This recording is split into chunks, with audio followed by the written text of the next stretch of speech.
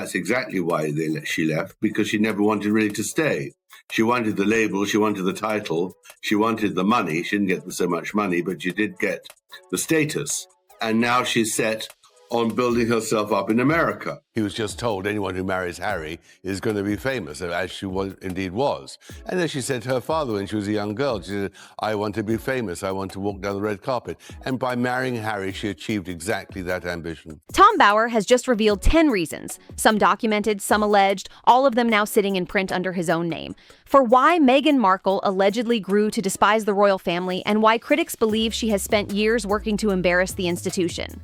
Stay until number 7, because that one is the claim that actually made it into a newspaper serialization and triggered a direct legal-sounding response from the Sussex camp. Before we start, here is the source we are working from. Bower's book is called Betrayal: Power, Deceit, and the Fight for the Future of the Royal Family, published by William Collins on the 26th of March, 2026. It was serialized in the Times ahead of release, and when the excerpts landed, a spokesperson for Harry and Meghan responded by calling it deranged conspiracy and melodrama, and accusing Bower of having crossed the line from criticism into fixation. That response matters because it tells you the Sussex camp engaged with this book directly rather than ignoring it. And in PR terms, that decision alone tends to amplify exactly the claims they were trying to shut down. This is not Bower's first attempt at this subject either. He previously published Revenge, Meghan, Harry, and the War Between the Windsors in 2022, meaning Betrayal represents the second time he has built a full-length book specifically around this couple, drawing on years of accumulated sourcing rather than a single news cycle. Wanted to be there to show that she was as important as Kate, and that she was part of the family on the eve of her return to back to America. I mean, everything she did was completely motivated with one agenda: her own fame and importance. That's why she wanted to go to Balmoral. Bower's book repeatedly frames Meghan as someone who struggled with comparisons to Catherine, Princess of Wales, even as Catherine herself rarely engaged publicly with any of it. The argument goes that whenever Meghan saw Catherine's stable family image and consistent public popularity, resentment followed. Bower's reporting suggests Meghan wanted that same level of recognition and constantly positioned herself as the more modern, more relevant royal figure by contrast. Because Meghan, as I show in the book, is a bully. And Kate's unhappiness really stemmed from the fact that Meghan's staff, which she shared with Kate, were constantly complaining that Meghan was treating them appallingly and bullying them, cutting them dead, isolating them, humiliating them. It was terrible. This is one of the more specific and widely discussed claims in the broader Bower narrative. When Catherine returned to public duties after her cancer treatment, the world was celebrating her strength and recovery. Critics have pointed to that same window as the moment Meghan pushed her own media projects back into headlines. Whether that timing was coordinated or coincidental has never been confirmed, but the juxtaposition was noticed and discussed widely at the time, and it remains one of the most cited examples in this entire narrative.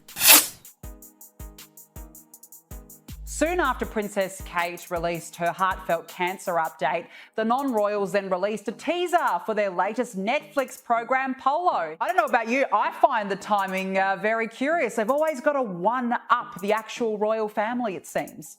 That she really thought she, rather than Kate, should be the next queen after Charles. Bower's reporting describes Meghan struggling with the basic mathematics of royal succession, the reality that Harry, as the younger son, was never going to become king, meaning she would never become queen. According to Bower's account, Meghan reportedly imagined a version of events where she could outshine Catherine in that role, before the structural reality of the line of succession set in. That realization, Bower argues, was one of the moments resentment toward the institution began building in earnest. In part of the royal family, but the problem is that Meghan wanted to really be the queen and Harry was her lapdog. He did everything to support Meghan because he needed her, and he's a very needy person. He's damaged himself beyond repair, in my view, and now desperately probably wants to find a way back because really he's in a dead end. 38 days to go until Christmas. No invitation for Meghan and Harry to join the rest of the royal family, as far as I'm. This one is at least partially verifiable through public broadcast footage. During the late Queen's 2019 Christmas message, the broadcast focused primarily on senior working royals actively carrying out duties and notably did not feature photographs involving Harry and Meghan. Reports at the time suggested Harry was personally furious about the omission, reading it as a deliberate signal that the couple was being pushed toward the margins. Bauer's own interpretation is less dramatic, that the Queen was simply prioritizing working royals over family members who, in his framing, wanted royal privileges without fully embracing royal responsibilities. Understand.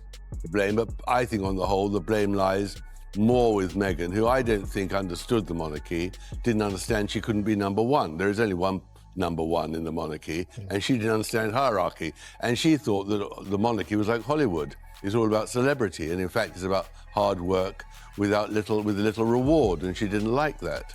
Meghan arrived when Kate already had 2 children, was pregnant with the third. She suffers very bad morning sickness. So she didn't have the time which Meghan felt that she was entitled to be look after Meghan. And Meghan thought that she was entitled to be treated like royalty, plus. And that wasn't going to work. Here's the detail that actually made headlines when the Times serialized the book. According to Bauer's reporting, Queen Camilla told a friend, in his words quoted directly, "Meghan's brainwashed Harry." That line was the opening quote in the Times' own promotional material for the serialization, and it is arguably the single most explosive sentence in the entire book. A sitting Queen consort, according to Bauer's sourcing, privately describing her stepson's marriage in those terms. The book also claims Harry changed his phone number without alerting other family members, a detail that has circulated widely since the serialization as a symbol of how completely communication inside the family has broken down. And also concerns and conversations about how dark his skin might be when he's born. What? I don't believe, and no one has believed, that there was any conversations about the color of Archie's skin or taking away privileges because of his potential color. In any case, he's completely white. Bauer's broader argument is that Meghan struggled fundamentally with royal rules, traditions, and the expectation of functioning as part of a larger institutional team rather than as an individual brand. According to this reading, her personality clashed early and often with palace expectations, and some sources cited in the broader reporting suggest Camilla became suspicious of Meghan from very early on, viewing her as someone who had entered the family to disrupt it rather than unite it.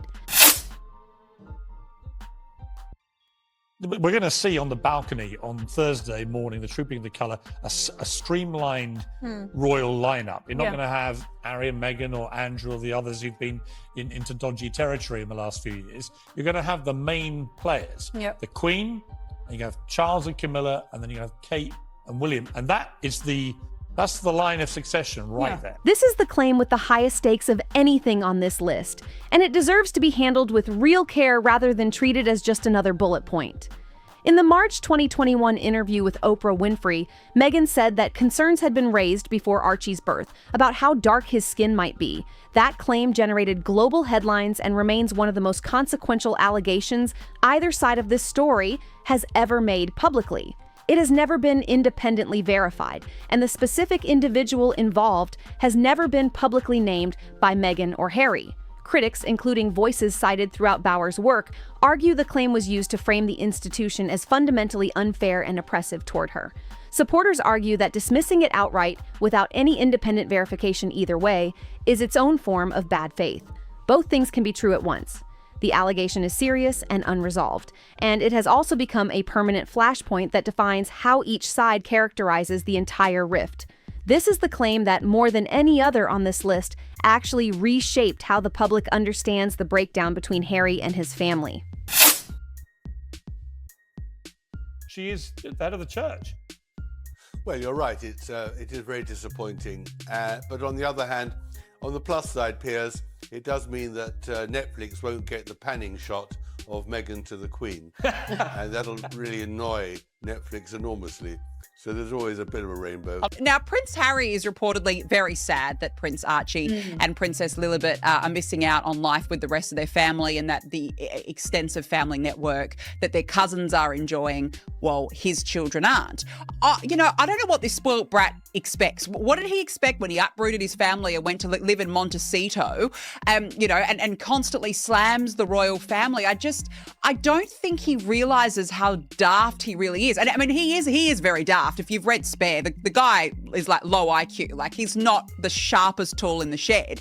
During the late Queen's Platinum Jubilee celebrations, only senior working royals were confirmed to appear on the Buckingham Palace balcony, a decision that excluded Harry and Meghan, who had already stepped back from official duties. According to this reporting, Meghan had expected continued visibility at major royal moments, particularly given the media projects already surrounding their post-royal life. The exclusion is widely described as a moment that deepened the sense of rejection on the Sussex side, regardless of how procedurally standard the decision actually was under existing royal convention for non-working members. Prince Harry is having such a nervous breakdown that a picture of his young niece celebrating her birthday, lovely young woman who he no longer has anything to do with because of his appalling treatment of her parents. Princess Charlotte's birthdays and other milestones for William and Catherine's children routinely generate widespread, overwhelmingly positive media coverage. Observers cited across this broader narrative suggest that level of public affection intensified frustration on the Sussex side, with Harry and Meghan reportedly wanting the same warmth directed at their own family. Whether that frustration is fair, given that George, Charlotte, and Louis are directly in the line of succession while Archie and Lilibet are not, is a genuinely contested point, but the comparison itself is one Bower and others return to repeatedly. She is sending Harry out to fight her battle. She stays in obscurity. He fights, he's using him to fight her enemies. That's the Windsor family, the royal family. He's the one who can take all the flack, and she stands back. So he has become now her puppet in a way which was not clear, I think, until Saturday. Bower's closing argument across both this book and his earlier 2022 work, Revenge, Meghan, Harry, and the War Between the Windsors, is that Meghan has been driven since childhood by genuine star ambition, and that the structured, service-oriented nature of royal life was always going to sit uneasily with that. According to this view, she convinced Harry that leaving would make them both richer and more influential than staying ever could. The verifiable outcome since 2020 has been considerably more mixed than that promise suggested. A downgraded Netflix deal, a Spotify partnership that ended after one season, and an As Ever brand that lost its equity partner entirely earlier this year. Bower's argument is that the gap between the promised outcome and the actual outcome is itself part of why the resentment, in his telling, never really settled. So there you have it, 10 claims, ranging from genuinely documented and broadcast on camera, to seriously alleged and sourced to named figures like Camilla, to contested territory that neither side has ever fully resolved. It is worth being honest about where each one sits on that spectrum, rather than treating all 10 as equally solid, because they are not. The Christmas broadcast omission is verifiable footage. The Camilla brainwashed quote is a direct attributed line in a published, serialized book that the Sussex camp responded to rather than ignored. The skin color allegation remains genuinely unresolved on both sides. And the ambition argument is Bower's interpretive thesis, built from decades of reporting on this family rather than a single verifiable fact.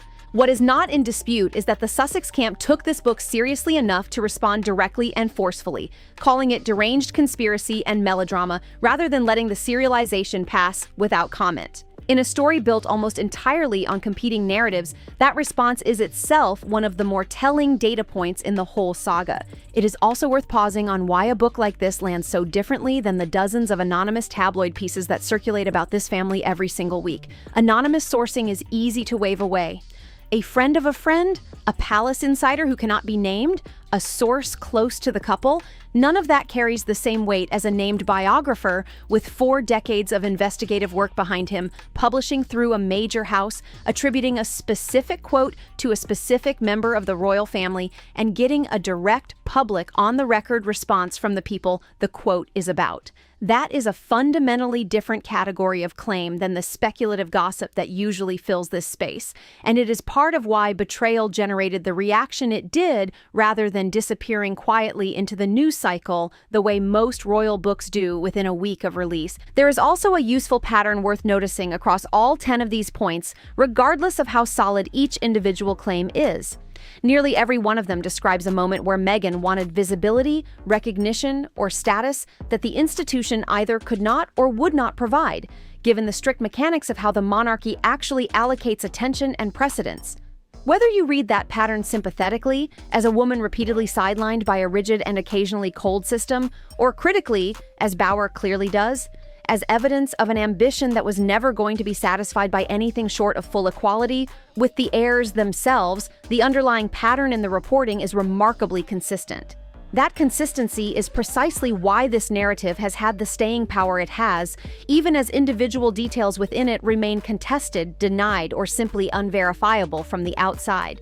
None of this resolves the larger question hanging over the entire Sussex story, which is whether the institution failed Meghan or whether Meghan's ambitions were always going to outgrow an institution built around hierarchy, service, and waiting your turn. Bauer's book comes down firmly on one side of that question. The Sussex camp's response makes clear they reject his framing entirely. The public record sits somewhere in between, with some claims you can verify yourself on archived broadcast footage, and others that will likely never be fully settled by either side, no matter how many more books, interviews, or documentaries either camp eventually produces. So what are your thoughts on all of this? Is Tom Bauer's account closer to the truth than the Sussex camp wants to admit, or is this exactly the kind of fixation their spokesperson described? Let us know in the comments. Like, share, and subscribe for more breakdowns where we separate what is actually documented from what is simply alleged.